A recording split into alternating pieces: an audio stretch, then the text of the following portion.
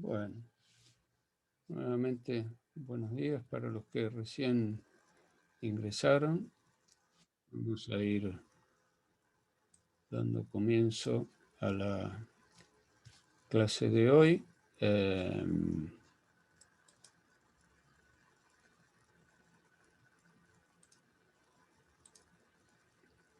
Vamos a retomar en las diapositivas para ir concluyendo el análisis de los conceptos que nos permitan entender el régimen legal sobre teneduría de libros, por un lado, y por otro, nos permitan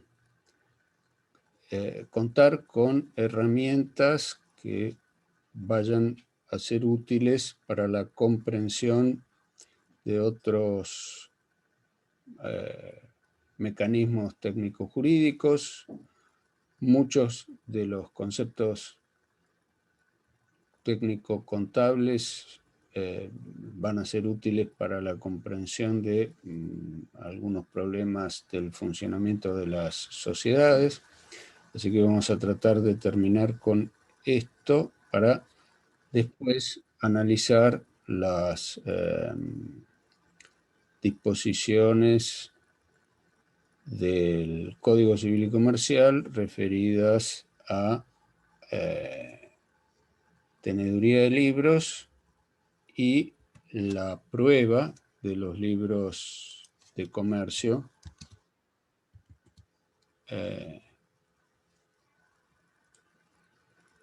que es una cuestión que va a ser muy útil en el ejercicio profesional. Así que vamos a retomar el tema este. Habíamos visto sobre el final de la clase pasada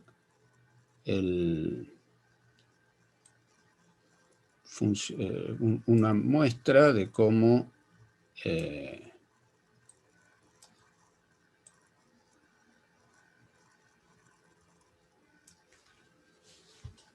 se visualiza la registración de operaciones modelos. Tomamos 3 operaciones modelos y vimos su vuelco en el libro cronológico, en el libro mayor y del libro mayor al libro de balances. Bueno, para ir terminando con esta cuestión, en esta diapositiva tenemos un resumen de lo que es el balance de una empresa, donde están resumidos y agrupados los principales conceptos. En la columna de la izquierda tenemos los activos, separados en activos circulantes y no circulantes. Dentro de los activos circulantes, recuerdan que son los que se realizan en el curso del año: dinero, créditos a cobrar en el término de un año por ventas o por cualquier otra razón, y luego los activos fijos, los tangibles, como por ejemplo las maquinarias, los bienes de uso, y los intangibles, que son todos aquellos derechos que permiten que ayudan al cumplimiento del objeto de la actividad económica, que es generar ganancias. La contrapartida de estos activos, la forma en que se financia la adquisición de estos activos, es a través de pasivos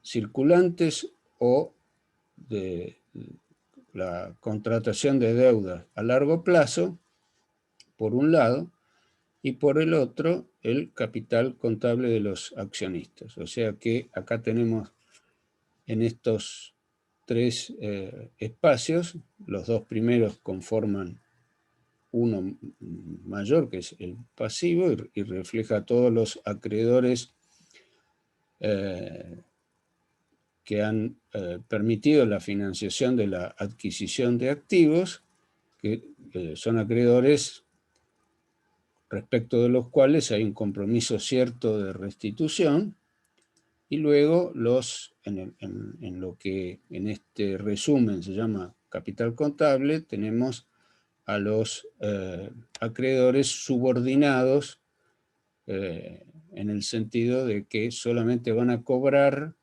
en la medida que eh, haya, que no se ponga en riesgo la posibilidad de recupero de los créditos por parte de los acreedores del pasivo. Ahora bien, en esta visión tradicional que hay que superar respecto de que el capital es el respaldo de los acreedores, ya hemos criticado esa noción, que lo que los acreedores de hecho miran a la hora de considerar el recupero de sus créditos en caso de que no funcione la expectativa principal.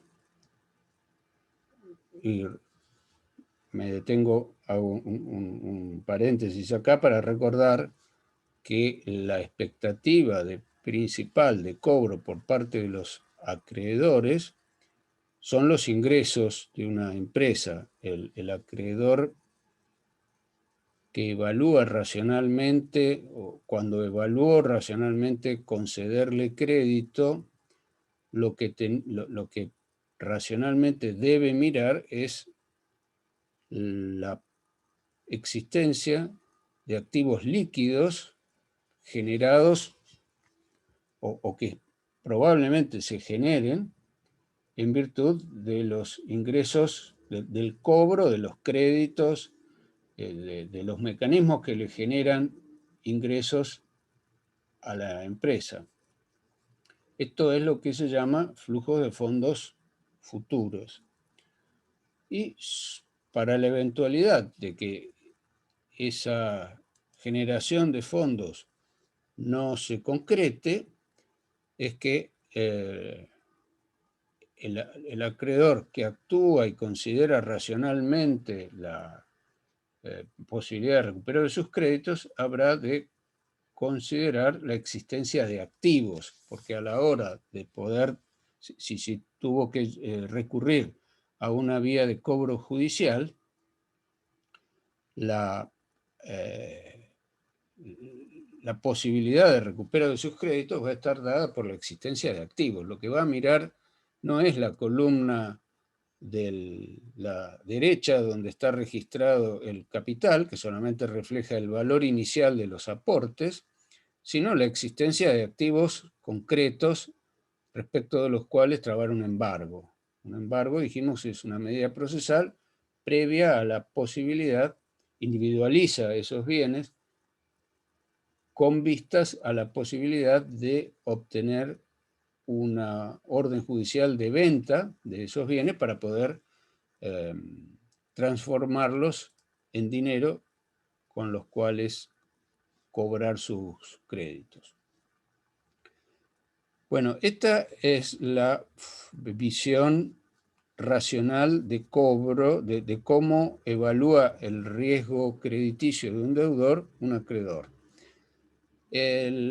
Y por lo tanto, tenemos que descartar esa idea de que está reflejada en muchas disposiciones del ordenamiento. Fundamentalmente esto se ve en la ley de sociedades, respecto de que el capital es intangible. Esto lo van a ver en sociedades, la idea de que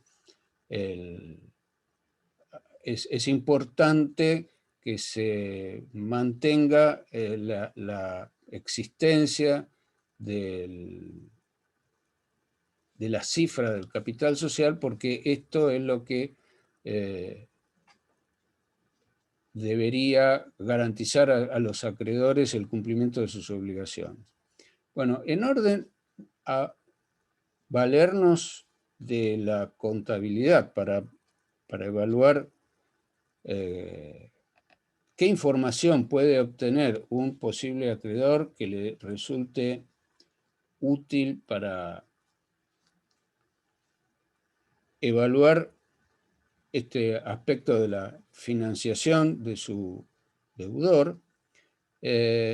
Hay otra noción que nos va a resultar útil, que es la noción de capital de trabajo, que se llama así a la parte de los activos corrientes que está financiada con pasivo no corriente. Constituyen aquellos activos que, aunque van rotando dentro del patrimonio de la empresa, están financiados con recursos permanentes y le aseguran a esta un margen de maniobra en el corto plazo. Esta noción de capital de trabajo, que surge del párrafo quinto del artículo 62 de la ley 19.550, es una noción, una información, perdón, que nos brinda la contabilidad y que resulta más útil respecto de la evaluación de qué probabilidades de cobro tiene un acreedor en un momento determinado. En otras palabras, dado que lo que interesa al acreedor cuando la previsibilidad que vio en su momento de que la empresa iba a tener fondos suficientes porque sus actividades sociales le iban a generar ingresos, no ganancias. Lo que le interesa al acreedor no es que la empresa tenga ganancias, sino en este aspecto de la liquidez y de la posibilidad de cobro en término, no son las ganancias, que eso es algo que se va a determinar al cierre de ejercicio, sino la existencia de ingresos en el momento de la exigibilidad de su crédito. Para eso son importantes la existencia, si este factor no se cumplió tal como se esperaba, la existencia de activos. Entonces, dado que los activos, por ejemplo, las mercaderías, ¿para qué una empresa adquiere mercaderías? Para venderlas. Por lo tanto, los activos entran y salen, las mercaderías entran y salen. Pero en ese flujo circular de activos que entran y salen, es importante ver cuál es la porción de activos que están financiados con pasivos tales que aseguren una cantidad mínima de maniobra dentro del corto plazo. Esto lo podemos visualizar en este esquema de balance de esta forma. El capital de trabajo es aquella parte de los activos corrientes que están financiados con recursos que sabemos que van a mantenerse en el patrimonio de la empresa. Bueno, y por último, para finalizar con esta visión de las herramientas que nos brinda la contabilidad, tenemos este otro gráfico que nos muestra la circulación del dinero en la actividad de la empresa, que va desde los de los mercados financieros, que son los que proveen los fondos para el financiamiento de la actividad, que tenemos superpuesto este esquema de circulación de los fondos, del efectivo, en lo que sería el esquema de balance que habíamos visto antes, y vemos cómo los activos circulan desde los mercados financieros, o sea, acá tenemos la visualización gráfica de aquello que dijimos en cuanto a que todo lo que tiene la empresa se lo debe a los acreedores o a los inversores. Bueno, de los mercados financieros tenemos deuda a corto plazo, que constituye esta primer corriente que está reflejada en la flecha verde que vemos más arriba, que dice instrumentos emitidos por la empresa, que tiene la letra A, y que entran a los activos de la empresa, que se van a clasificar en activos fijos y circulantes. De ese flujo de activos que ingresaron a la empresa, que constituye la fase B, acá se me superpusieron las letras en la diapositiva, la B la tenemos ahí, no sé si alcanzan a verla. Luego, la generación de esos ingresos van a producir un flujo de dinero hacia afuera de la empresa, que van a ser los pagos de las obligaciones, que se van a dividir en una parte en pago de las deudas y los dividendos, y otra en impuestos al gobierno. La letra D ha quedado tapada, acá son los impuestos, la flecha esta verde que va hacia abajo, y que se divide en una flecha verde hacia la derecha, dividendos y pagos de deuda, la letra E, el pago a los acreedores y el pago a los inversores. Y por último, una letra F, que es el flujo retenido, es esta flecha que aparece acá en el medio, que va del centro hacia la derecha. Bueno, esto es lo que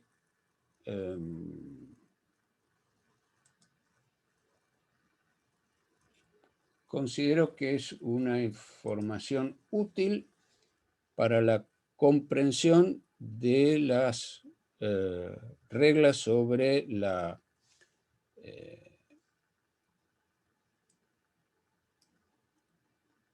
forma en que se lleva la contabilidad, por un lado, y por otro, la comprensión de fenómenos que ustedes van a ver en su momento,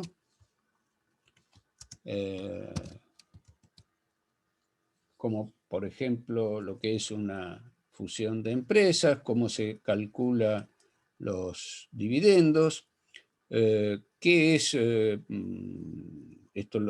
eso lo van a ver en sociedades, y más adelante, después de terminar esta bolilla 2, vamos a ver la bolilla 3, la noción de fondo de comercio, para la cual estos conceptos y esta comprensión de la gráfica de la información contable, la presentación de estados contables, nos van a resultar útiles. Ahora vamos a continuar con una mirada a las disposiciones del Código Civil y Comercial, que ahora entiendo van a resultar más comprensibles. Entonces pongo en pantalla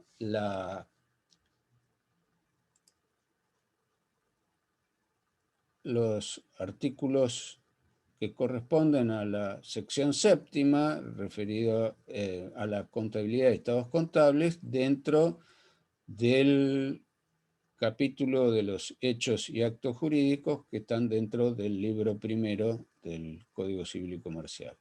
Ya habíamos analizado el artículo 320, que establece la definición de quiénes deben llevar una contabilidad. No vamos a insistir en ello, entonces vamos a seguir con el artículo siguiente, que se refiere al modo de llevar la contabilidad. La contabilidad debe ser llevada sobre una base uniforme. Recordarán ustedes que cuando analizamos el artículo, no me acuerdo si 64 o 65, que regula la información complementaria que debe llevar un balance a través de notas y cuadros. Una de las notas que deben volcarse a un balance para aclarar, para que esa información sea útil para quien la analiza, es la referida a los cambios en los sistemas contables.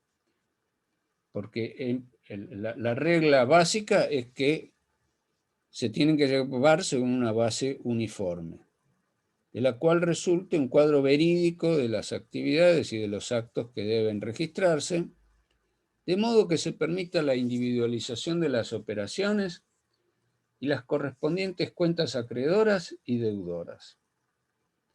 Bueno, acá tenemos el principio según el cual, según vimos, que cómo se registran las operaciones en el libro diario, que es el registro cronológico. Esto va a tener un problema, esta regla de que la registración en el libro diario permita la individualización de las operaciones. Vamos a ver que más adelante hay un artículo que relativiza esta regla porque permite que cuando las operaciones de una empresa son muy numerosas, lo que llevaría a que la cantidad de registros de cada una de las operaciones se vea reflejado individualmente, llevaría un gran volumen de información. Pensemos en un gran supermercado, cuántas transacciones, cuántas ventas a través de todas sus sucursales realiza en un día. Si pensamos en un registro en libros físicos de soporte papel, esto significaría hojas, hojas y hojas, y que un libro se acabaría en pocos días. Entonces, para liberar esta gran cantidad de información que sería tedioso y poco práctico para la forma en que debe llevar la contabilidad una empresa, vamos a ver que la ley admite la posibilidad de lo que se conoce en la jerga contable como asientos globales. El otro aspecto que surge de esta frase que estamos analizando es que el registro, además de permitir la individualización de las operaciones, que vamos a ver cómo se salva esta dificultad de los asientos globales para la individualización de las operaciones, el artículo dice que tiene que indicar también las correspondientes cuentas acreedoras y deudoras. Vimos en el ejemplo, que fue aquello con lo que terminamos la clase pasada, en el ejemplo de cómo se llevan los libros, vimos que en la incorporación de la transacción en el registro diario, la columna del concepto estaban indicadas las dos cuentas relacionadas con la transacción. Por último, dice este artículo sobre el modo de llevar la contabilidad, o sea, sobre las grandes líneas de cómo se debe llevar la contabilidad, que los asientos deben respaldarse con la documentación respectiva, todo lo cual debe archivarse en forma metódica y que permita su localización y consulta. Bueno, esto responde a la idea de que, esto lo vimos creo que en la primera diapositiva, la técnica contable está basada en la obtención de información de los documentos que respaldan las operaciones, cada una de las transacciones. No se puede alterar la contabilidad sin alterar en el sentido de incorporar una nueva registración si no hay un soporte documental. Esto es una carga para quien lleva la contabilidad. No hay que confundir esto con el valor probatorio o que esta disposición disminuye el valor probatorio autónomo que tienen los libros. Porque en casos de conflictos entre sujetos que están obligados a llevarlos, la información de los libros puede ser un medio de prueba con las limitaciones que el artículo 330, 331, ahora vamos a verlo, establece. Entonces no confundamos estas dos cosas. Una cuestión es que sea una carga para el que lleva la contabilidad, volcar información que solamente esté respaldada por documentación. También es una carga que eventualmente las partes podrán confrontar a través del ofrecimiento de los puntos respectivos de pericia si la información que surge de los libros está respaldada o no. En la práctica tribunalicia, cuando es del caso ofrecer como prueba los libros de comercio, las normas del procedimiento establecen que el primer paso es el ofrecimiento de lo que se llama técnicamente los puntos de pericia. Y el primer punto de pericia, que es de estilo ofrecer por parte de los litigantes, es preguntarle al perito acerca de si los libros están llevados en debida forma. Y una de las formas debidas es que el perito explique si ha tenido a la vista la documentación respaldatoria de los asientos en cuestión. El artículo siguiente se refiere a los registros llamados indispensables. Indispensable significa que es la estructura mínima de libros que deben llevarse conforme a las formalidades que el propio código más adelante establece, que suelen clasificarse en formalidades extrínsecas e intrínsecas. Estos libros son el diario, que refleja una información de tipo cronológica, el libro de inventarios y balances, y aquellos, dice el inciso C, que correspondan a una adecuada integración de un sistema de contabilidad y que exige la importancia y la naturaleza de las actividades a desarrollar.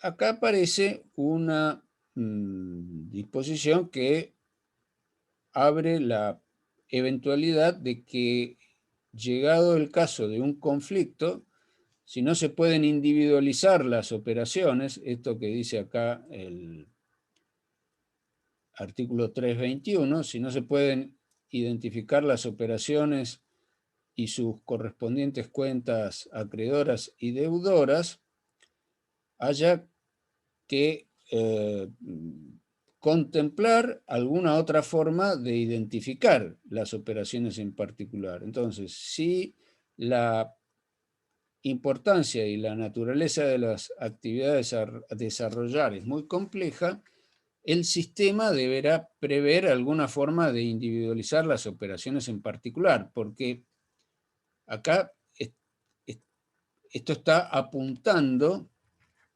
a este otro factor de la utilidad de la contabilidad, que es la contabilidad como medio de prueba en un conflicto judicial.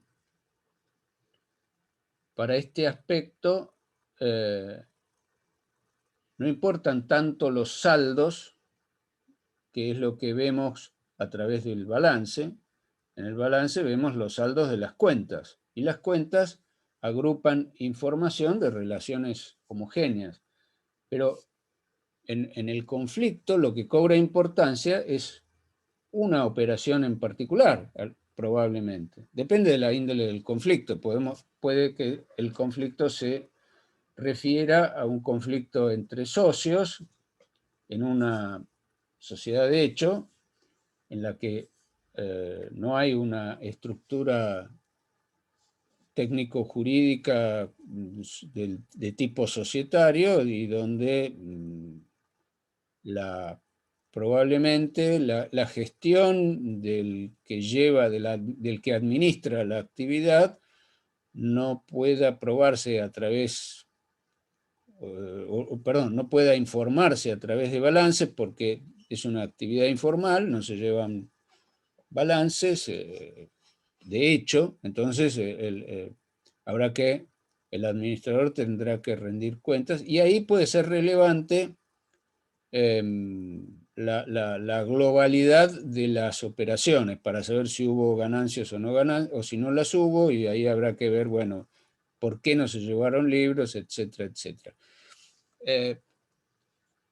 Pero esto nos advierte de que de alguna manera va a tener que ser necesario exhibir o prever, perdón, va a ser necesario prever cómo rescatar una operación en particular, una compraventa, si un proveedor entregó o no entregó mercadería, puede ser eso lo que esté en discusión, y en ese caso va a tener que ser necesario identificar esa operación de compra-venta que a lo mejor en el libro diario aparece dentro de un asiento global. Esto es importante entenderlo en todos sus alcances, de modo que si mi exposición no es lo suficientemente clara, y por favor interrúmpanme y volvemos para atrás.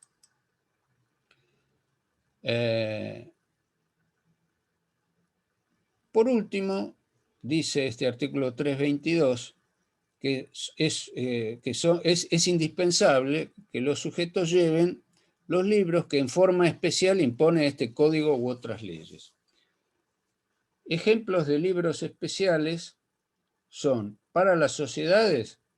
Bueno, eso lo van a estudiar en sociedades, van a ver que las sociedades tienen que llevar un libro de reuniones, de actas de reuniones de los administradores. Si es una sociedad anónima, van a ver que tienen que llevar un libro de reuniones de directorio, un libro donde se asienten las reuniones de los socios, un libro de asambleas, un libro de registro de asistencia a las asambleas, libro de registro de acciones en el caso de las sociedades anónimas. Y en el caso de las empresas que tienen empleados en relación de dependencia, van a tener que llevar otros libros que determinan la ley de contrato de trabajo. O sea que, además de los libros contables, están estos otros libros.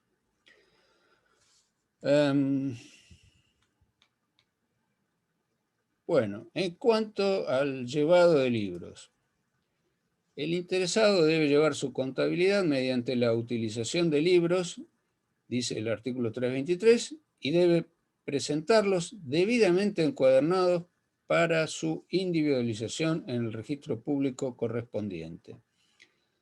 Tal individualización consiste en anotar en el primer folio nota fechada y firmada de su destino, del número de ejemplar, el nombre de su titular y el número de folios que contiene.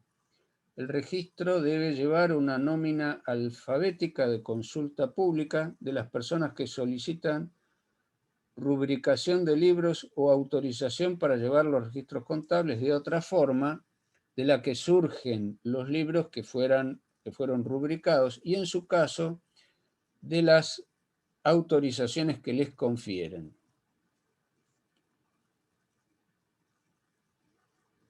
Acá en el segundo párrafo nos habla de otra forma distinta de la que se refiere antes en el artículo, en los dos primeros párrafos de este artículo 323.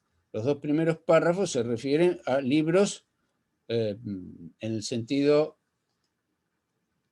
tradicional de la expresión, libros en soporte papel, hojas unidas, pegadas por el lomo, que es lo que se conoce como libro. Pero el artículo 62 de la ley 19.550 admite la posibilidad de que toda sociedad utilice sistemas que se aparten del soporte papel, o sea, mecanismos digitales de procesamiento de la información,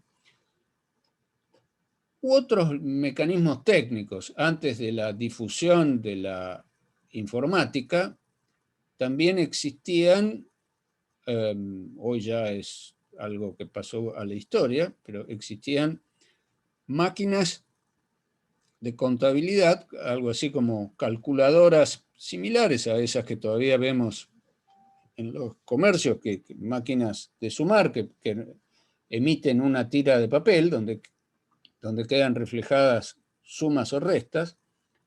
Existían, ahora 30 años atrás, máquinas más complejas de calcular que permitían acumular transacciones en la memoria física de la máquina a través de mecanismos analógicos, no digitales, y que esa información se retenía y se volcaba en planillas de cartón. O sea, esas máquinas tenían un dispositivo que permitían imprimir esa información en esas planillas de cartón.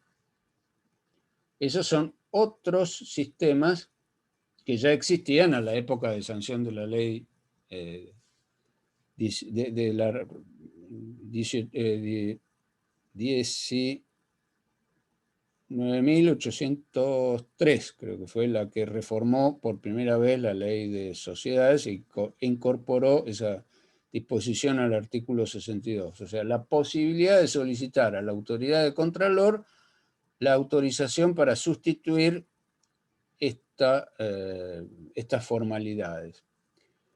Y esta disposición establecía que era indispensable llevar un libro de inventarios y balances en forma física.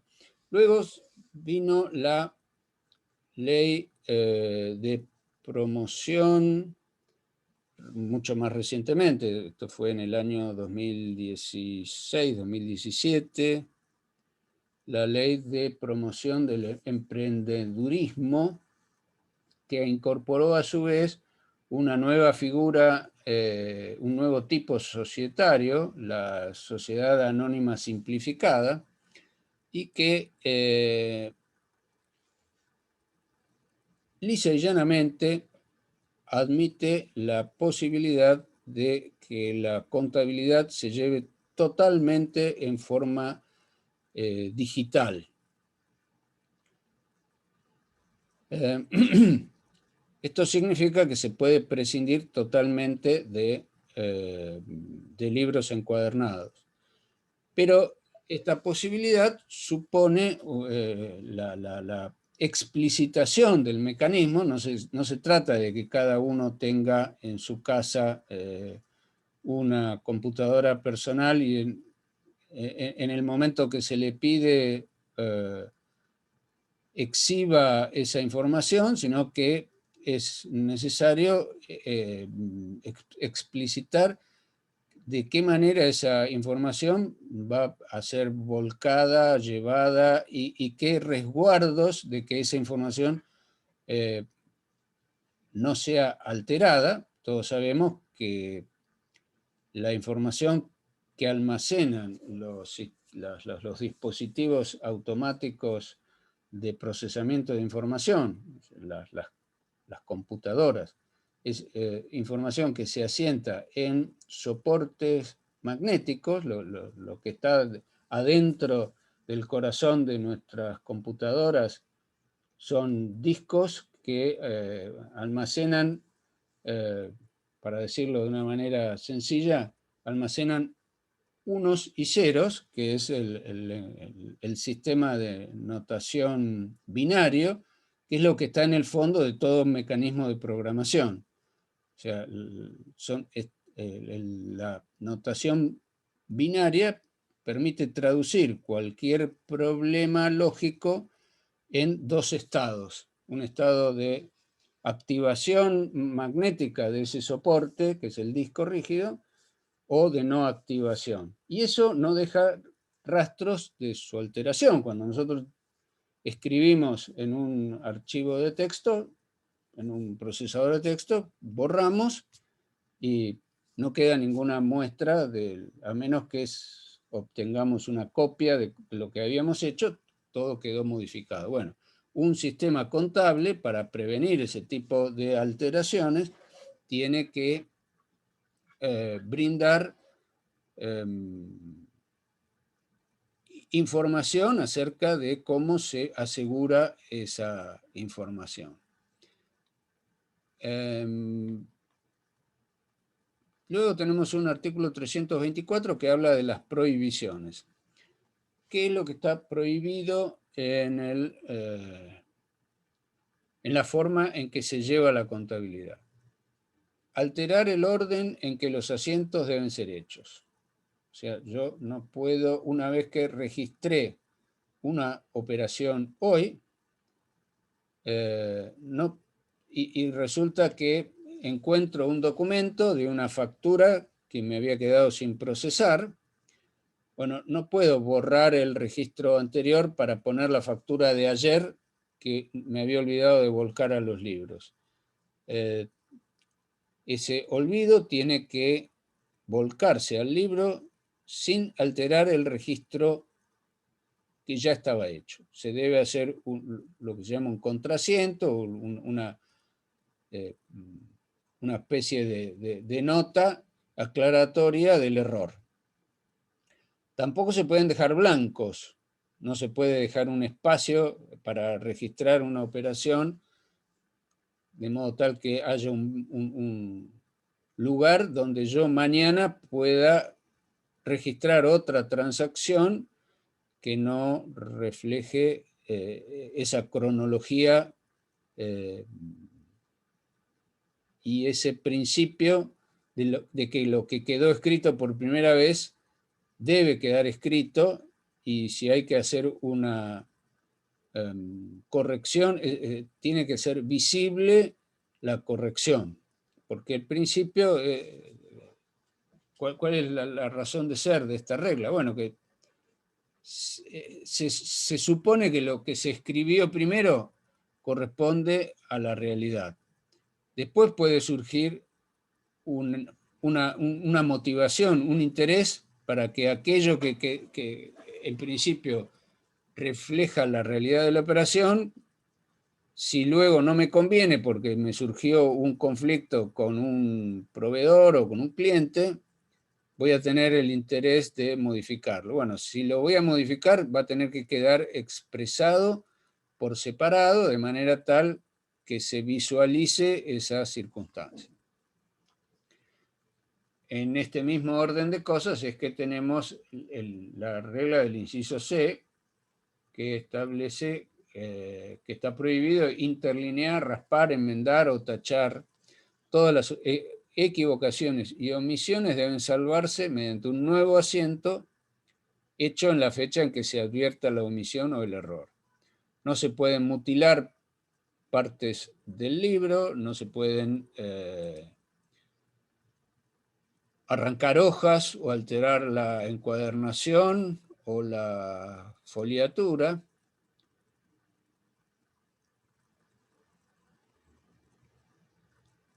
Acá veo una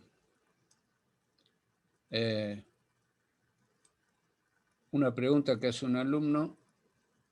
Dice, ¿cómo se llevan los libros en empresas que tienen gran volumen de facturación? Bueno, y me aclara que no tiene audio. Bueno, le contesto a la pregunta.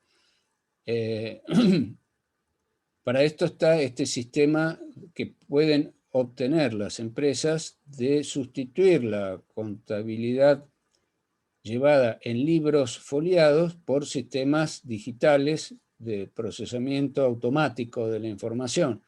Esto supone la necesidad de acompañar la solicitud a la autorización a la autoridad de aplicación con un dictamen contable que describa el sistema y los mecanismos de seguridad de ese sistema. Esto está explicitado en una norma referida a la forma en que deben llevar contabilidad las sociedades. Las empresas que no son sociedades normalmente no tienen esta problemática. Si son empresas de gran volumen, normalmente se constituyen como sociedades, bajo la forma jurídica de sociedad, y entonces tienen habilitada esta disposición.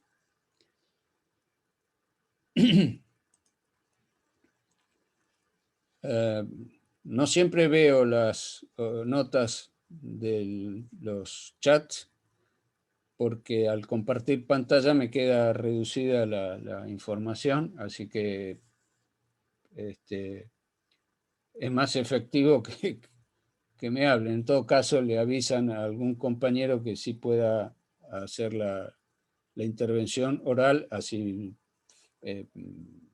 puedo contestar en el momento la pregunta.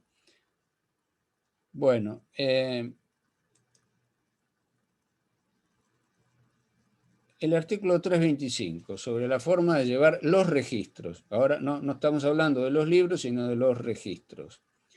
Los registros es cada transacción o cada asiento que se vuelca al libro.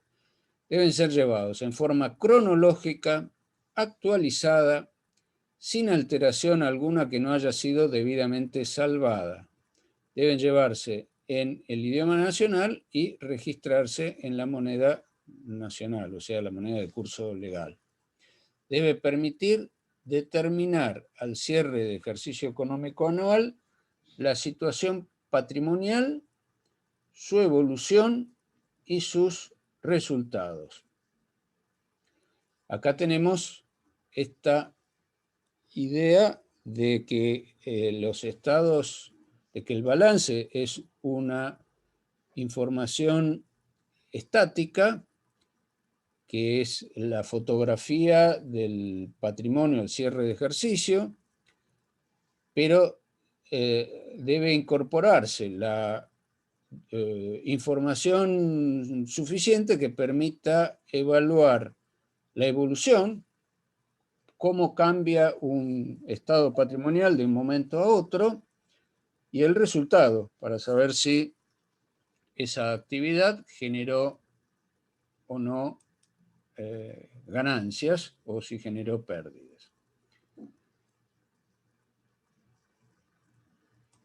Esta última parte del artículo 325 dice: los libros y registros del artículo 322 deben permanecer en el domicilio de su titular.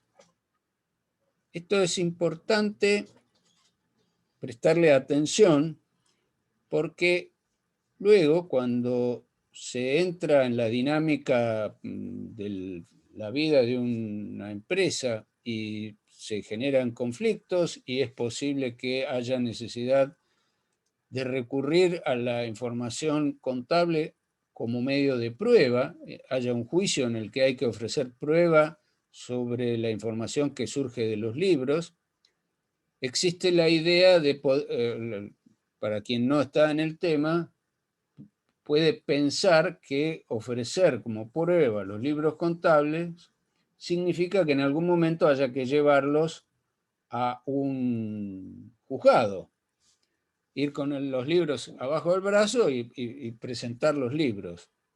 No, esto no es así, definitivamente no. Los libros siempre deben permanecer en el domicilio de su titular. Cuando se habla de ofrecer como prueba los libros, de lo que se habla es de la información que contienen los libros. Y la vía procesal para incorporar esa información a un proceso judicial es el ofrecimiento de prueba pericial contable, lo que supone que la información se va a evaluar en el juicio a través del informe de un perito contador. Bien. Profe, Sí, lo escucho. cuando se refiere a titular, si la empresa está constituida en forma de sociedad, ¿quién sería el titular? ¿El administrador? No, el sujeto de derecho que es la sociedad. El administrador es quien viabiliza las decisiones sociales y quien encarna el cumplimiento de las obligaciones. Está en cabeza del administrador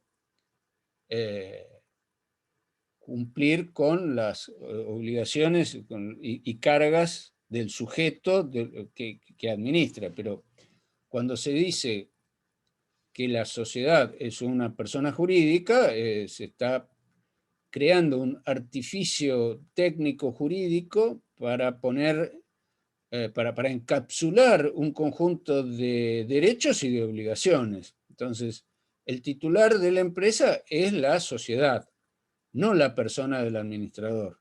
Él es el encargado en quien van a recaer las obligaciones de viabilizar el cumplimiento de esas obligaciones. O sea, esas son obligaciones del administrador para con la sociedad. La sociedad las tiene para con los terceros. Listo, gracias. De nada. Bien, el libro... Entonces, al cierre de ejercicio, quien lleva contabilidad obligada o voluntaria debe confeccionar sus estados contables, que comprenden como mínimo un estado de situación patrimonial, un estado de resultados, que deben asentarse en el registro de inventarios y balances. Vimos que para las sociedades esto está mucho más desarrollado, la forma en que deben cumplir esta obligación de presentar información por fuera de los libros. Hasta acá veníamos hablando de los libros. Ahora, para las empresas que no están organizadas como sociedades, tenemos todo esto que vimos en forma mucho más detallada en la ley 19.550, lo tenemos resumido en esta disposición más sencilla, tal que, por ejemplo, el estado toda esta información tiene que estar volcada en el libro de inventarios y balances, la situación patrimonial y el estado de resultados. Nuevamente volvemos acá en el 327 a los libros. En el libro diario se deben registrar todas las operaciones relativas a la actividad de la persona que tienen efecto sobre el patrimonio, individualmente o en registros resumidos que cubran periodos de duración no superiores al mes. Acá tenemos la aparición de las operaciones, perdón, de los asientos globales. Esto implica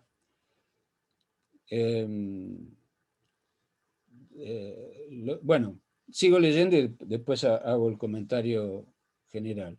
Estos resúmenes, o sea, los asientos globales, deben surgir de anotaciones detalladas, practicadas en subdiarios, los que deben ser llevados en las formas y condiciones establecidas en los artículos 323, 324 y 325. Bueno, una forma de exigir la posibilidad de que el sistema contable refleje la individualización de las operaciones es el llevado de libros subdiarios, que traslada este problema de la multiplicidad de transacciones a otros libros que tienen que cumplir las mismas formalidades.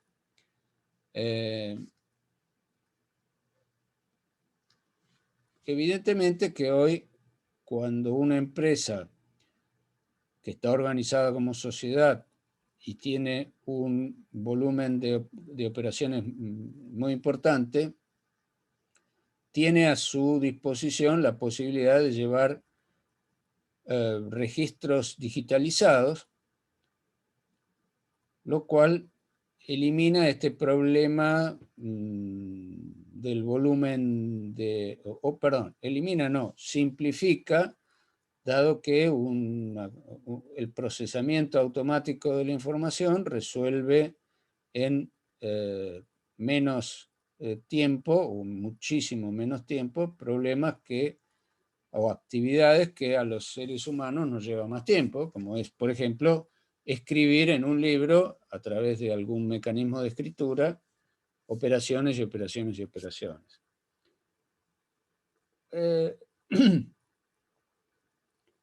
Esto se transforma en algún momento en un problema de orden práctico que deberá ser juzgado por un juez acerca de si es suficiente o no es suficiente el mecanismo, el sistema de contabilidad adoptado. Porque, en principio, la manera de eludir la obligación de llevar hojas encuadernadas se puede suplir por un sistema en el que las hojas donde se vuelca la información sean hojas hojas sueltas. ¿A qué viene esta disquisición? Bueno, porque las impresoras tradicionales, el método tradicional para darle salida en un formato papel a la información de una computadora son las impresoras que utilizan siempre hojas individuales. No existen impresoras, hasta ahora que yo conozca, que impriman libros. Existe la posibilidad, no obstante, de transformar esa información en formato de imágenes. Y existe sí la posibilidad de copiar en libros. En libros tradicionales. O sea, hay las grandes empresas que disponen de tecnología y de medios pueden recurrir a un sistema que no es nuevo, que permite transformar copiar información como imagen en un libro encuadernado, parecido a lo que es una fotocopiadora. Una fotocopiadora transforma un asiento digital en una imagen analógica, que es un conjunto de puntitos de tinta que se agrupan formando una imagen. Bueno, estos son detalles técnicos que cada sistema debe prever. Ahora... Profe, ¿te puedo hacer una pregunta? Sí, escucho.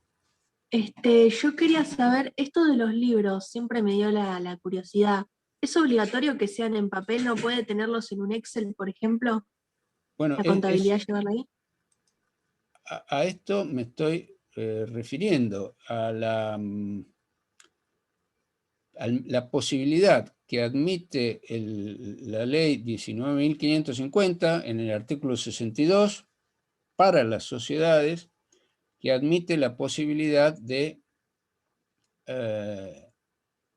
obtener autorización de la autoridad de control para llevar un sistema contable.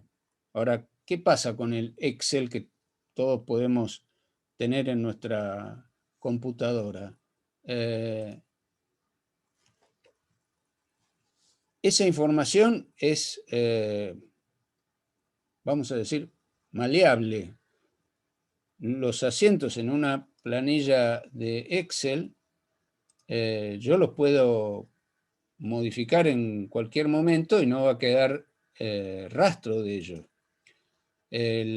Para cumplir con esta formalidad de que los registros contables sirvan como prueba, es que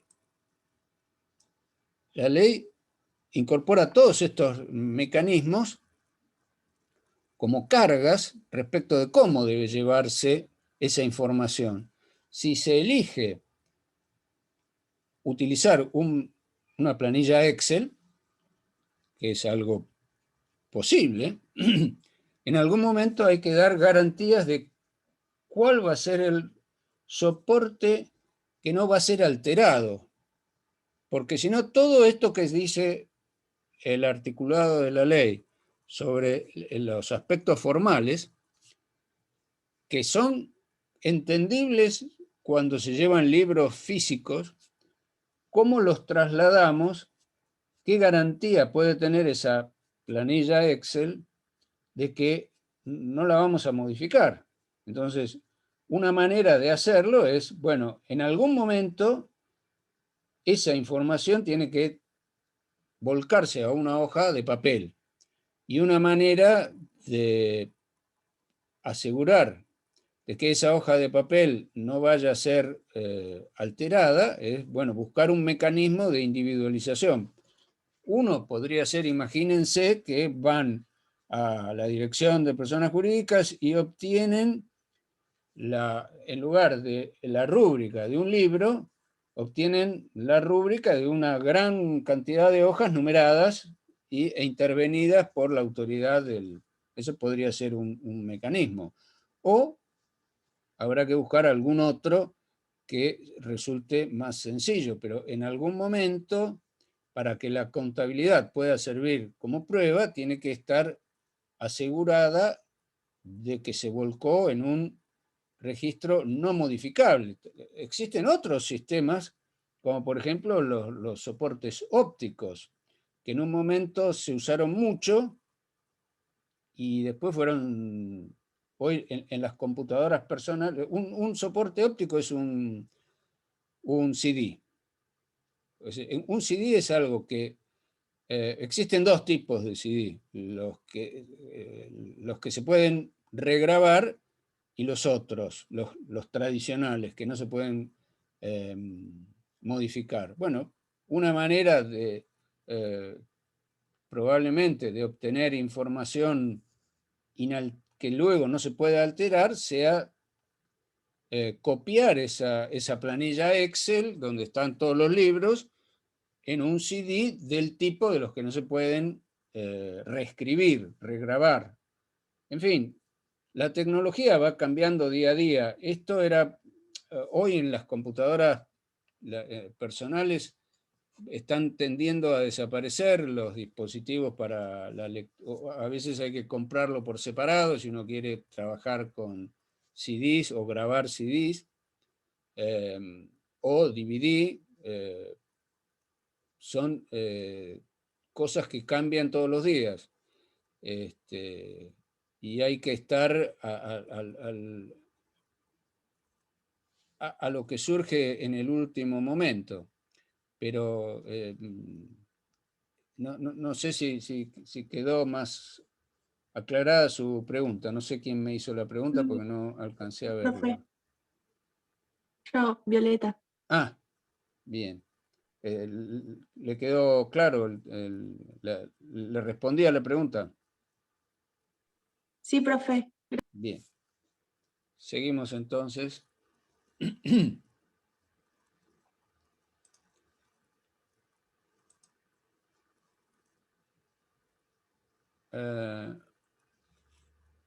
Bueno, estábamos comentando el artículo 327.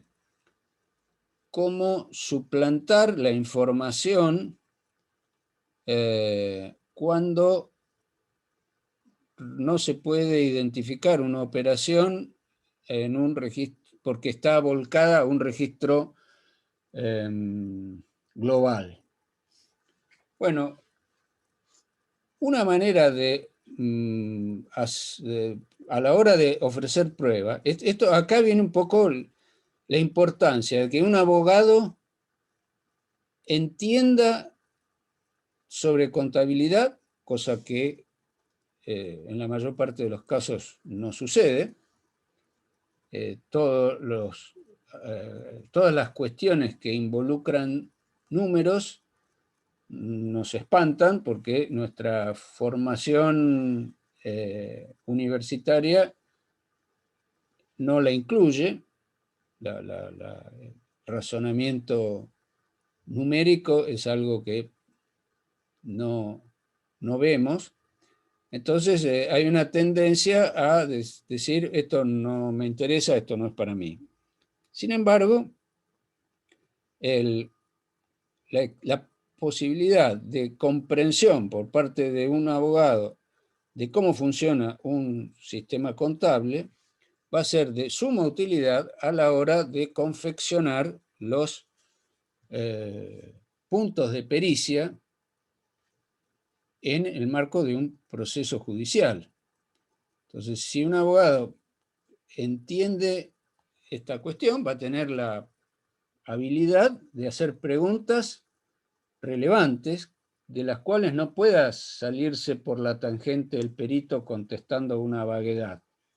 Para que la información aparezca, es decir, la operación que el contendiente a lo mejor está tratando de ocultar, el hecho de que recibió una mercadería y no la registró y ahora está reclamando por la falta de entrega, bueno, ese tipo de conflicto, hay que tener cierta astucia para que en la forma en que se pide la información, para que el perito vaya y la encuentre.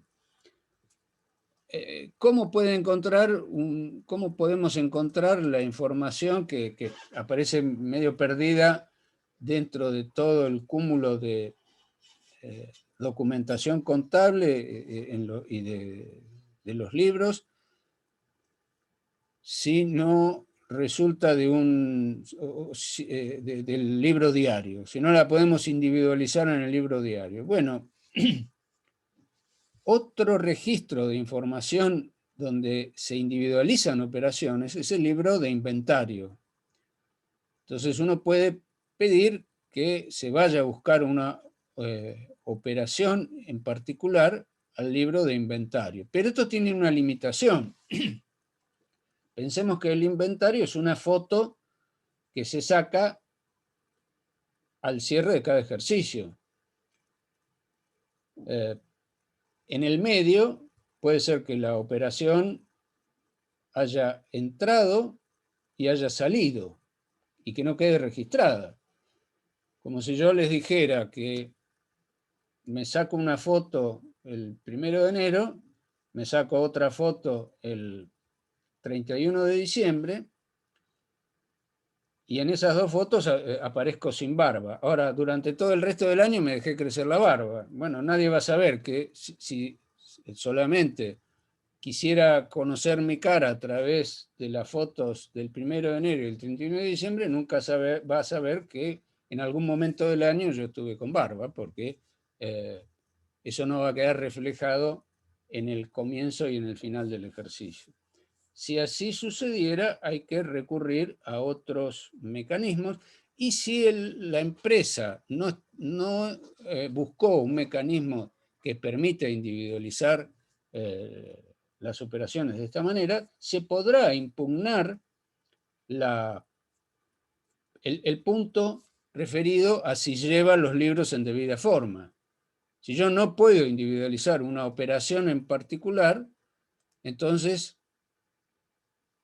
tengo que conseguir que el perito me diga que no llevaba los libros en debida forma, porque esto va a tener importancia a la hora de evaluar la totalidad de la información que lleve la empresa.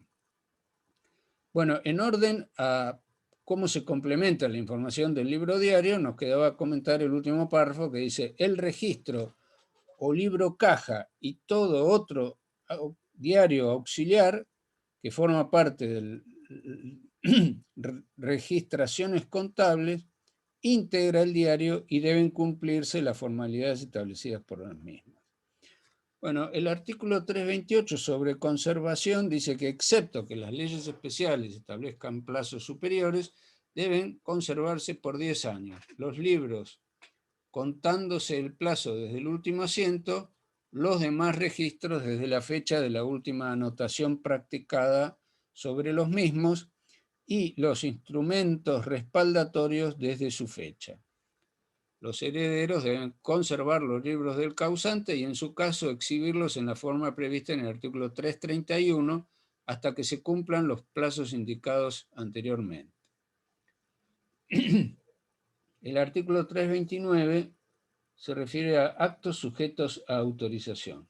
El titular puede, previa autorización del registro público en su domicilio, sustituir uno o más libros, excepto el de inventarios y balances, o alguna de sus formalidades, por la utilización de ordenadores u otros medios mecánicos, magnéticos o electrónicos que permitan la individualización de las operaciones y de las correspondientes cuentas deudoras y acreedoras y su posterior verificación. Bueno, acá tenemos una adaptación a las empresas que no están organizadas como sociedades de las disposiciones que había introducido el artículo 62 de la ley 19.550 que antes refería. Entonces, el titular, previa autorización, puede conservar la documentación en microfilm, discos ópticos u otros medios aptos para ese fin. Bueno, el disco óptico es el CD. El CD que no es regrabable. Entonces, se puede volcar la información a un CD o un microfilm, que también es un mecanismo analógico de grabado de información, porque una vez son soportes inalterables. Si yo escribo en un papel y borro, queda una traza, un rastro. Si yo escribo grabo un disco, un CD, en un CD no regrabable, tampoco lo puedo alterar. Y si lo altero, voy a dejar una marca que va a delatarme. Bueno, este pedido de llevar los libros de una forma particular se debe solicitar al registro público mediante una adecuada descripción del sistema con un dictamen técnico de contador público e indicación de los antecedentes de su utilización.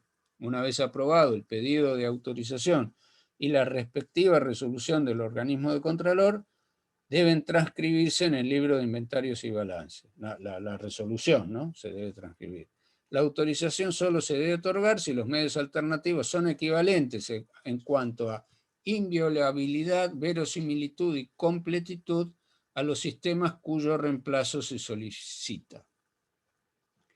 Bueno, y acá llegamos al punto que importa para la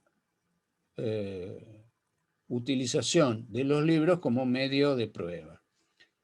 La contabilidad, dice el artículo 330, obligada o voluntaria, llevada en la forma y con los requisitos prescritos, debe ser admitida en juicio como medio de prueba. Sus registros prueban, y acá viene un mecanismo de pura lógica. ¿Qué valor probatorio tienen los libros? Pensemos que los libros están siempre conservados en el domicilio del titular.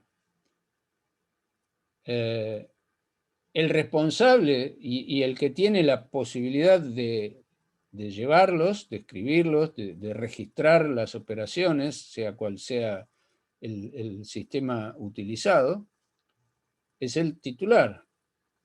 Y nadie, hay un principio también de pura lógica, que es que nadie puede constituir por sí mismo un medio de prueba. Que yo escriba en un papel, Juan Pérez me debe 100 pesos, no constituye a Juan Pérez en deudor mío. Para que yo pueda valerme de un mecanismo de prueba para sostener que Juan Pérez me debe 100 pesos, el que tiene que escribir que me debe 100 pesos es Juan Pérez. Esto es obvio y elemental. Por lo tanto, lo que resulta relevante de la información de los libros contables no es que yo escriba que Juan Pérez me debe dinero, sino que tanto Juan Pérez como yo en nuestros libros tengamos asentado lo mismo, la misma información, que Juan Pérez me debe dinero. Entonces, el valor probatorio, otro ejemplo distinto. Si yo escribo en mis libros que yo le debo a Juan Pérez, eso sí tiene valor para Juan Pérez. No hace falta para Juan Pérez otra cosa que solicitarme que exhiba la información que está en mis libros. Entonces, de ahí viene esta frase que puede resultar oscura. Los registros prueban contra quien los lleva o sus sucesores, aunque no estuvieran en forma, sin admitírsele prueba en contrario.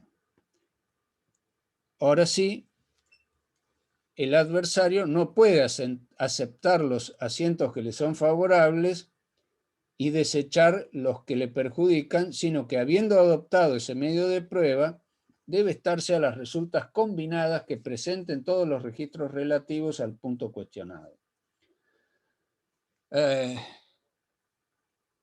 Entonces,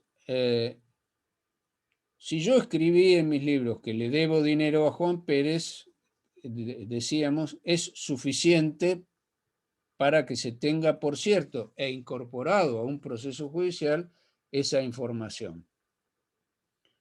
Ahora bien, si en mis registros resulta que yo le debo 100 pesos a Juan Pérez porque Pérez es mi proveedor y que me entregó una determinada cantidad de mercadería, Juan Pérez tiene que aceptar ambas cosas. Si quiere valerse de la prueba de mis libros, de que yo le debo 100 pesos, tiene que aceptar que esos 100 pesos responden a la cantidad de mercadería que yo registré en mis libros. Él no puede sostener que es cierto que le debo 100 pesos, pero que la cantidad de mercadería por la cual se los debo es otra. O sea, si lo que está en juego son dos hechos distintos y esos dos hechos aparecen registrados en mis libros, el que solicita que yo vuelque al proceso judicial la información de mis libros, tiene que aceptar los dos hechos, o si impugna alguno de los dos, entonces tiene que dejar de lado la información, el otro hecho que surge de los libros. Tendrá que valerse de otro medio de prueba o de otro mecanismo que contempla este propio artículo, que ahora vamos a ver cuál es. La contabilidad obligada o voluntaria prueba en favor de quien la lleva cuando en litigio con otro sujeto que tiene contabilidad obligada o voluntaria, éste no presenta registros contrarios incorporados en una contabilidad regular. Entonces, acá viene el verdadero valor probatorio de los libros de comercio. Los libros de comercio sirven como medio de prueba cuando los asientos de ambas partes que estén obligados a llevar libros o que tengan la carga de llevarlos, sea concordante. Sea concordante y ambos libros estén llevados en legal forma. Y ahí viene la importancia de qué se considera llevar libros en legal forma cuando teníamos un artículo que nos dice que el sistema contable o que la cantidad de libros con las formalidades legales debe llevarse en función de la complejidad de la actividad económica de que se trate. Si la actividad económica es de una complejidad tal que exige llevar otros libros que aclaren la forma en que transcurrieron las operaciones y transacciones, y no ese sistema elegido no permite reconstruir las operaciones, entonces hay que impugnar que los registros hayan sido llevados en debida forma, porque esto hace caer este juego de presunciones. Si alguna de las partes no presenta libros o no los presenta en la forma en que deben llevarse, entonces empieza a jugar esta otra disposición. Prueba a favor de quien lo lleva, que contradice lo que habíamos leído en el párrafo anterior, que dice que los registros prueban en contra de quien lleva los libros. Esto se puede alterar si la otra parte, confrontada a la disputa de dirimir los hechos a través de la información que surge de los libros, no los presenta o los presenta sin estar bien llevados. Entonces, la contabilidad obligada voluntaria prueba a favor de quien la lleva cuando en litigio contra otro sujeto que tiene contabilidad obligada voluntaria, esta no presenta registros incorporados en una contabilidad regular. O sea, son dos, esta última frase, esta última parte, encierra dos requisitos, dos situaciones: presentar libros y que a su vez los libros estén llevados mediante una contabilidad regular. Sin embargo, dice el párrafo siguiente, el juez tiene en tal caso la facultad de apreciar esa prueba. O sea, si una de las partes no presentó libros o no los presentó regularmente, para que la información de mis libros sea un medio de prueba suficiente, esto tiene que ser evaluado por el juez en el marco de otros elementos de prueba que consten en la causa. Y eventualmente, si tiene dudas, puede exigir una prueba supletoria. O sea, en definitiva, los registros llevados por una parte para que prueben a su favor siempre tienen que ser contrastados contra la plausibilidad de esa información.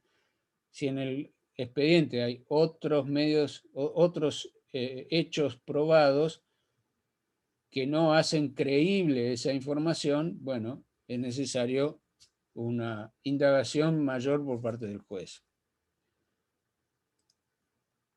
cuando resulta, dice el párrafo siguiente, cuando resulta prueba contradictoria de los registros de las partes que litigan, y unos y otros se hallan con todas las formalidades necesarias y sin vicio alguno, el juez debe prescindir de este medio de prueba y proceder por los méritos de las demás probanzas que se presentan. O sea que eventualmente la prueba de los libros se puede neutralizar.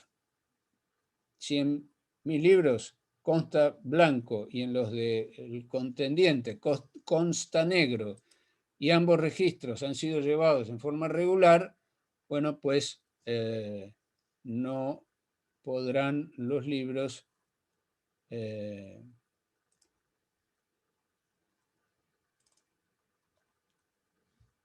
dirimir la disputa.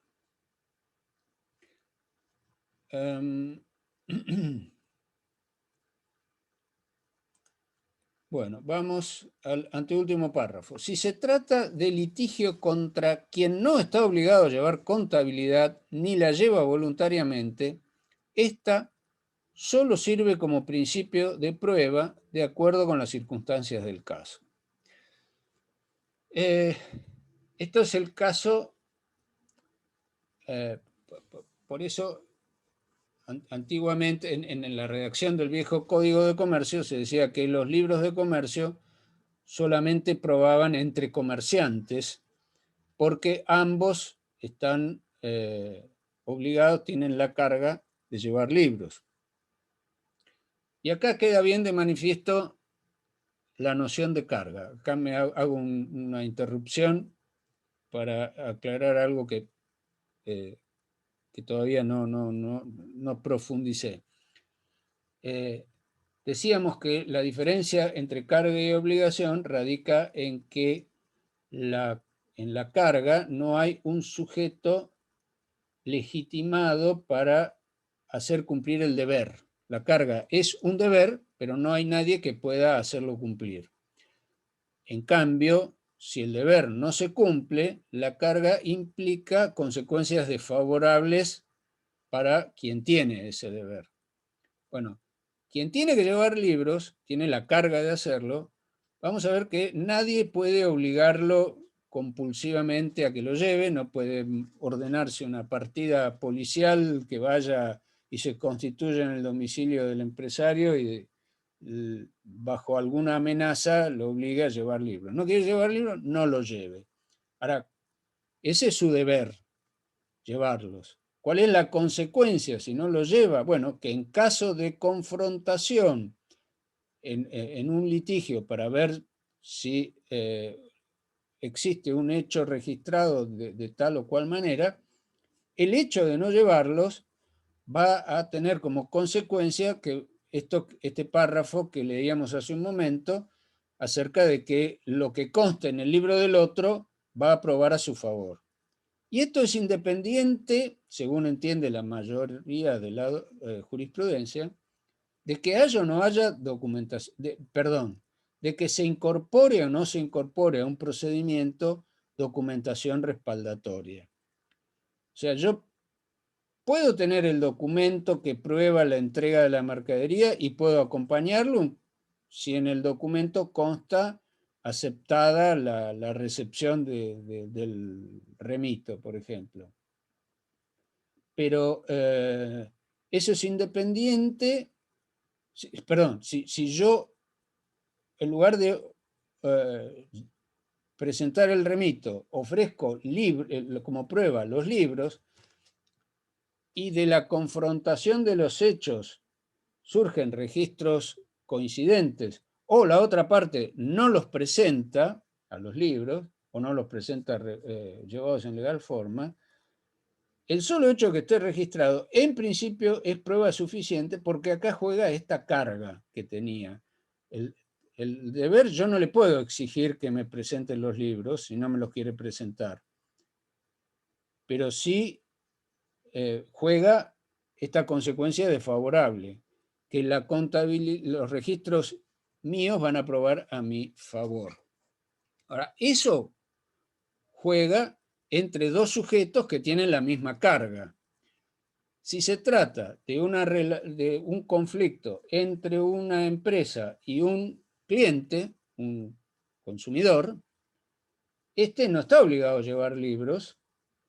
Entonces, mis registros, yo solamente podría ofrecer mis registros, que en principio no van a tener ningún valor porque no voy a tener con quién contrastarlos, no se va a poder llevar a cabo esa oposición. Solamente va a servir de prueba como principio de prueba de acuerdo con las circunstancias del caso. El principio de prueba por escrito es una disposición, ya venía del Código Civil de Vélez y se repite en el actual código. Es un elemento, es un indicio. Un indicio es algo que permite suponer otra cosa. Entonces, si entro a una habitación y veo veo humo, puedo suponer que alguien estuvo fumando. Eso es un indicio de otro hecho. Pero también puede resultar que a lo mejor rompí unas hojas de papel, le prendí fuego, las hojas largaron humo y el papel se quemó, y cuando yo entro, el hecho de ver humo no es una prueba indubitable de que alguien estuvo fumando, sino es solamente un indicio, porque puede haber otros hechos, otras explicaciones respecto de ese hecho. Bueno, el principio de prueba es un indicio que debe confrontarse con las circunstancias del caso. Entonces yo puedo ofrecer, en determinadas circunstancias particulares, puedo ofrecer mis libros contra alguien que no está obligado a llevarlos, pero tiene que haber, pero para que los registros míos resulten un medio de prueba convincente ante el juez, tiene que estar apoyado en otras circunstancias que yo haya logrado probar en el procedimiento. Y nuevamente la regla que concluye este artículo de las cargas y de los balances entre la prueba de un libro y otro, es que la prueba que resulta de la contabilidad es indivisible. Esto es una reiteración de esto que habíamos dicho más arriba. El adversario no puede aceptar los asientos que le son favorables y desechar los que le perjudican. Bueno, esto es una formulación más global del mismo principio, la indivisibilidad de la prueba. O sea, si se acepta uno de los hechos que surgen de la prueba, hay que aceptar los otros. Y por último, el artículo 331, con el que terminamos esta cuestión de la contabilidad, y con ello el punto este del programa, es el referido a las investigaciones. Excepto los supuestos previstos en leyes especiales, ninguna autoridad bajo pretexto alguno puede hacer pesquisas de oficio para inquirir si las personas llevan o no registros arreglados a derecho. La prueba sobre la contabilidad debe realizarse en el lugar previsto en el artículo 325, que es el domicilio del titular, aun cuando esté fuera de la competencia territorial del juez que la ordene. Entonces, volvemos a la regla fundamental que habíamos enunciado hace un momento respecto de que el deber de llevar libros es una carga tal que si no se cumple no hay sujeto legitimado para exigir su cumplimiento, sino que el no cumplimiento del deber implica consecuencias desfavorables y nada más. O sea que nadie puede obligar en especie, vamos a decir así, a exhibir libros si no se llevaron o si no se los quiere presentar. Y la única manera de incorporar la información que consta de los libros no es mediante la presentación de los libros, sino mediante el ofrecimiento de prueba pericial. Esto tiene sus limitaciones, que es excepto los supuestos previstos en leyes especiales. Porque, por ejemplo, frente a conflictos penales o frente a la posibilidad de una quiebra, en el caso de quiebra y en el caso de una investigación penal, sí se puede, una autoridad judicial puede requisar los libros en el caso de una investigación penal. Y en el caso de una quiebra, cuando se produce la quiebra, la quiebra propiamente dicha, no el concurso preventivo, que es un procedimiento regulado en la misma ley, pero que no implica el desapoderamiento de los bienes del deudor. Esto sí es lo que sucede en la quiebra, que es un proceso que tiene por objeto la liquidación del patrimonio para satisfacer los créditos que se reconozcan como legítimos. Bueno, en ese caso se designa un funcionario, que se llama síndico, que es el encargado de llevar adelante esa administración y que además tiene el derecho de incautarse de los libros. Pero fuera de estos supuestos especiales, rige esta regla de que los libros permanecen siempre en poder del titular y que en caso de conflicto judicial, donde se quiera hacer mérito de la información que en ellos consta, la única manera de incorporarlo es mediante el ofrecimiento de prueba y la designación de un perito contador, que es quien va a constituirse en el lugar del domicilio a donde deberá ir el perito. No los libros al juzgado, sino el perito designado por el juez al domicilio del titular. La exhibición, ahora después viene el problema de qué libros se puede exigir, le puede exigir una parte a su contendiente que le sean exhibidos a ese perito. Y el último párrafo dice: la exhibición general de registros o libros contables solo puede decretarse a instancia de parte en los juicios de sucesión. Todo tipo de comunión, contrato asociativo o sociedad, administración por cuenta ajena y en caso de liquidación, concurso o quiebra. Fuera de estos casos, que están taxativamente individualizados, son casos donde lo que se analiza es la evolución de un patrimonio, como cuando se produce un juicio sucesorio. Un patrimonio entero va a tener que ser desplazado en cuanto a su titularidad a una o más personas, y ahí es necesario eventualmente indagar sobre la totalidad de la contabilidad registrada. Lo mismo en los contratos, donde hay un contrato asociativo, un conflicto societario en la administración de bienes comunes, o en caso de liquidación, concurso o quiebra. Fuera de esos casos, únicamente puede requerirse la exhibición de registros o libros en cuanto tenga relación con la cuestión controvertida de qué se trata, así como para establecer si el sistema contable del obligado cumple con las formas y condiciones establecidas en los artículos 323, 324 y 325. O sea, esto es una excepción parcial al principio de que solamente se puede exigir la presentación de libros que tengan que ver con el hecho controvertido en ese proceso. Solamente se va a poder ir más allá de ese registro a los fines de establecer si el sistema contable cumple con las determinaciones legales. Bueno, con esto terminamos creo creo que es el punto 8 del programa. Vamos a ver el programa.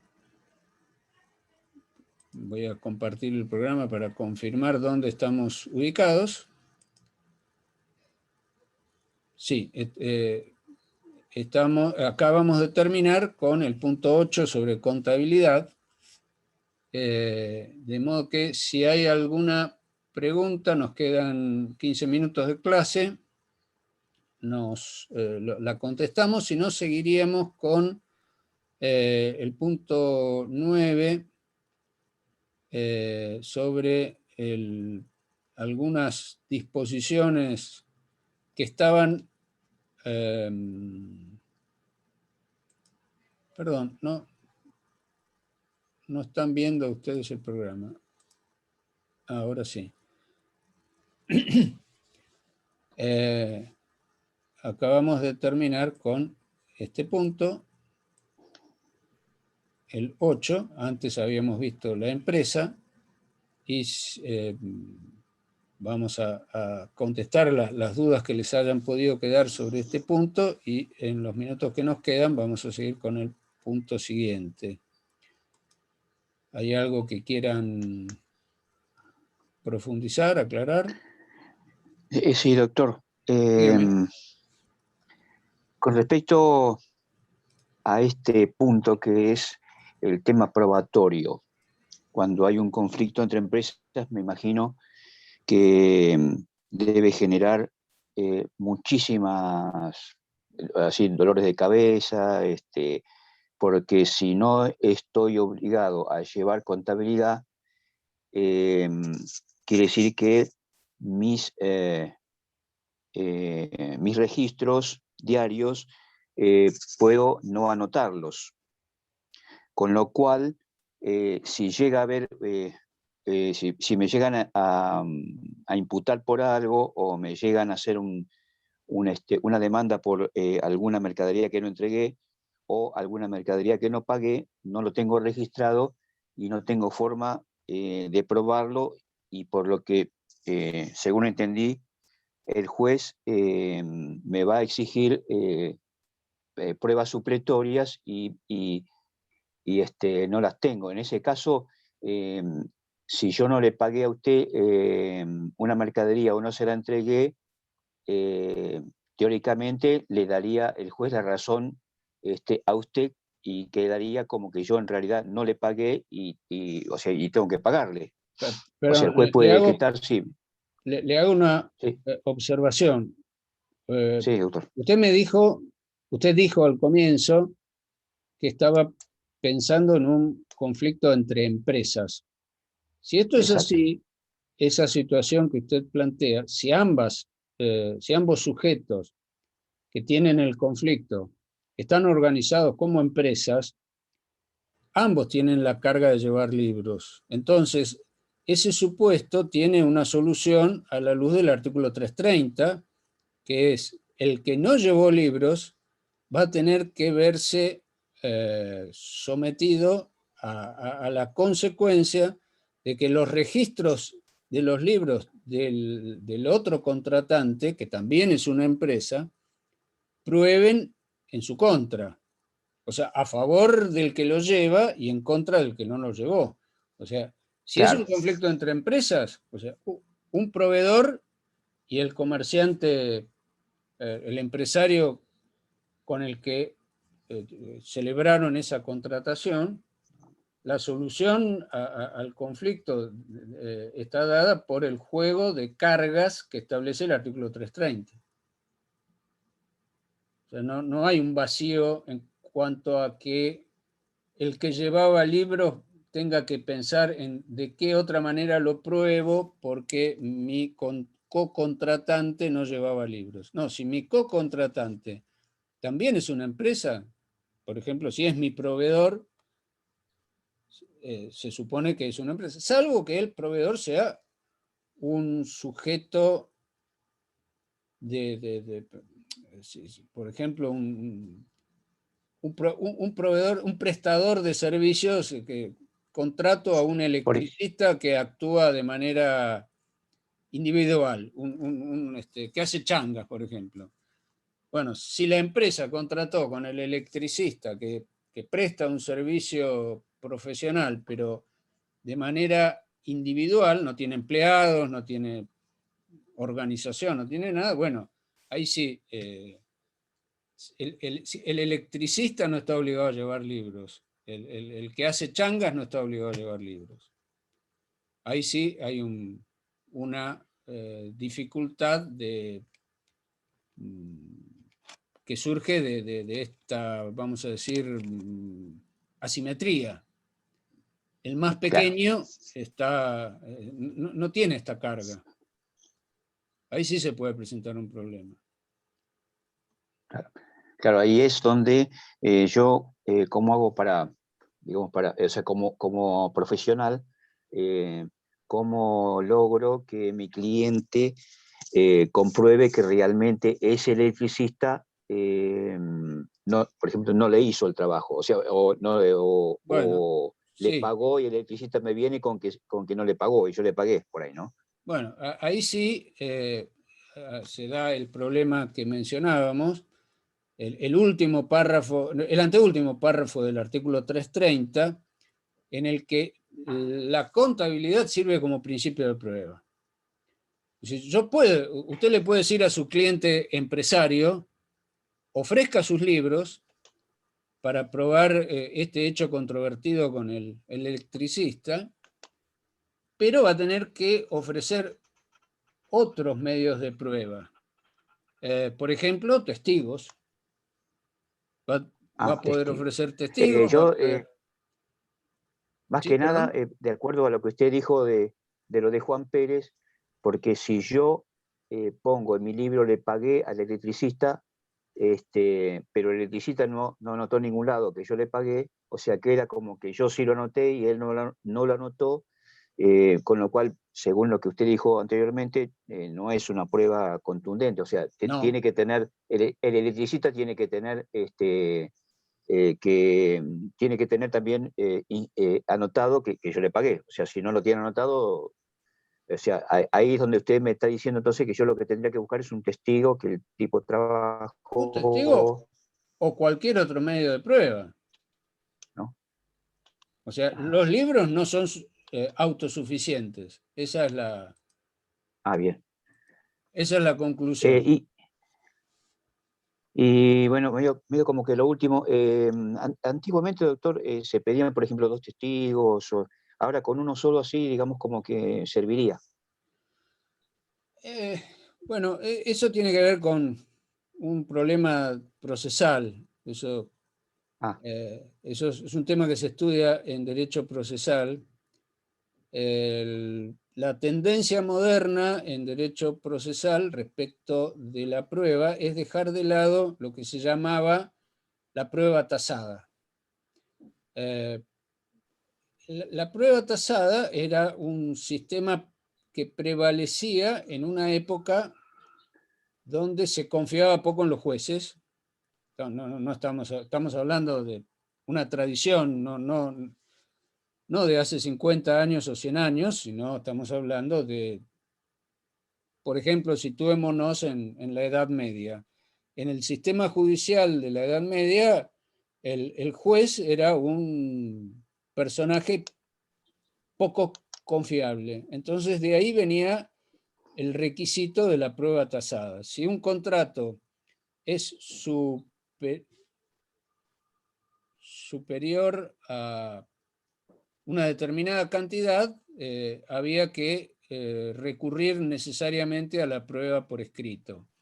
En otra regla del estilo de la prueba tasada era exigir que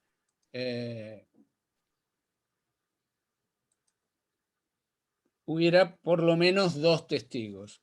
Hoy la tendencia es una evaluación más integral por parte del juez y que, por otro lado, establecer las cargas no tanto en función de quién alega el hecho, sino en función de quién está en mejor condición para poder probarlo. Si en el caso, por ejemplo, de la empresa que está en peor condición frente al hecho de que está litigando contra una persona que no está obligada a llevar libros. Bueno, podría, el que alega el hecho del cobro es la empresa. Yo le pagué.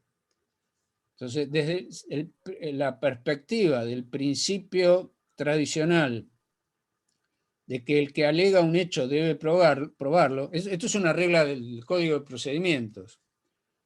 Los códigos de procedimiento decían eso. Si yo soy el que alega que pagó una deuda, estoy obligado a presentar la prueba. Pero a lo mejor, según las circunstancias del caso, el que está en mejor posición para probarlo es el electricista. Esto hay que evaluarlo en razón de las circunstancias del caso, no lo podemos establecer de manera, con un ejemplo y con 3 circunstancias que rodean el ejemplo, pero agregándole las circunstancias debidas, podría resultar que la carga de la prueba pese sobre el electricista, si es el electricista el que está en condiciones de poder probar. Usted acérqueme el recibo, y considerando que usted debía tenerlo, o el remito de la mercadería o lo que fuere, y no lo presenta, entonces esto va a jugar en su contra. Si yo además le estoy acompañando los libros, aunque el electricista no debiera llevar libros. O sea, el tema de la prueba es un tema que va más allá de lo que estamos viendo, o sea, no se agota en la contabilidad. Claro. La contabilidad es una herramienta que sirve para muchas otras cosas. Para saber si gano dinero, si pierdo, para que mis acreedores sepan cosas. Si yo entré en una situación de incumplimiento generalizado, para que me juzguen mis acreedores frente al juez de la quiebra a través de la contabilidad, si yo llevé bien mi negocio o no. Sirve para muchas otras cosas. Sirve para que el fisco sepa si mis declaraciones de impuestos son legítimas o no, y entre otras cosas sirve para la prueba. Ahora, para que un juez tenga por probado un hecho, este es un medio de prueba, hay muchos otros, y entonces el tema se hace más complejo. Bien. ¿Alguna otra pregunta? Bueno, ya estamos sobre la hora, así que el punto 9 del programa lo vamos a encarar. La clase que viene ya no tenemos tiempo para empezar con él, así que nos vamos a despedir hasta el próximo lunes. Que tengan un buen fin de semana. Igualmente, doctor. Que les vaya bien. Gracias, doctor, igualmente. Chao, hasta luego, buen día. Chao, gracias, profe. Gracias a ustedes por participar.